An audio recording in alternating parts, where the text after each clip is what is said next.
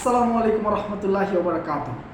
আমার পিছনে যে ছবিগুলো দেখতে পাচ্ছেন এগুলো বর্তমান দুবাইয়ের চিত্র। দুবাই মরুভূমির দেশ। কেউ কি কখনো ভেবেছিলেন যে দুবাইয়ের অবস্থাটা এরকমটা হবে? বর্তমান বিশ্বে যতগুলো ধনী ধনী দেশ আছে তার মধ্যে অন্যতম হচ্ছে সংযুক্ত আরব আমিরাত। আর এই আরব আমিরাতেরই একটি অংশ হচ্ছে দুবাই। এখন দুবাইয়ের মানুষ খুঁজেই পাচ্ছে না যে আসলে তারা আর কোন কোন পথের টাকা খরচ করবে, মানে তাদের কাছে এত টাকা। কিন্তু এই দুবাইতেই মাত্র কয়েক ঘন্টার বৃষ্টিতে যেন দুবাইয়ের পুরো চিত্রটাই কেন এখন লণ্ডভণ্ড। এতেই বোঝা যায় মহান আল্লাহ তাআলার, সর্বশক্তিমান আল্লাহ তাআলার ক্ষমতা এবং দাপট কতটুকু। সত্যি কথা বলতে কি, যখন মানুষ একটু সুখ পেতে শুরু করে এবং অর্থের ঝনঝনানি দেখে, টাকার ঝনঝনানি দেখে, তখন সে পূর্বের কথা ভুলে যায়, তখন সে সৃষ্টিকর্তাকে ভুলে যায়।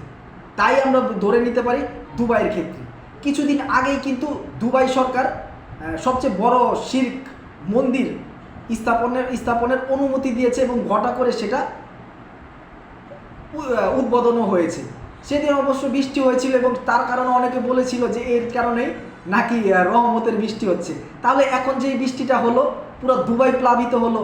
এখন দুবাইয়ের যেখান থেকে প্লেন ল্যান্ড করে এবং প্লেন এসে থামে, সেই জায়গা দেখলে মনে হয় কি যে মানে একটা নদীর উপরে প্লেন দাঁড়ায় আছে। আর বুড়িগঙ্গা নদী তো আমার বাড়ির পাশেই, বুড়িগঙ্গা নদী তো আমরা দেখি, মনে হয় যেমন আমার ওই বুড়িগঙ্গা নদীর উপরে প্লেন দাঁড়ায় আছে। এখন দুবাই এয়ারপোর্টের এই অবস্থা, যেখান দিয়ে যাত্রীরা ঢুকে বের হয় সেই জায়গাও এখন পানিতে প্লাবিত। তাহলে এটা কি? ওটা যদি রহমত হয়, এটা কি? আসলে এটা হলো আল্লাহর গজব। আল্লাহর গজব এসেছে ওই দুবাইয়ের উপর, যেখানে মানে আরও কয়েক বছর আগেও মানে শিরকের কথা চিন্তাই করা যেত না, সেখানে মন্দির। অবিশ্বাস্য।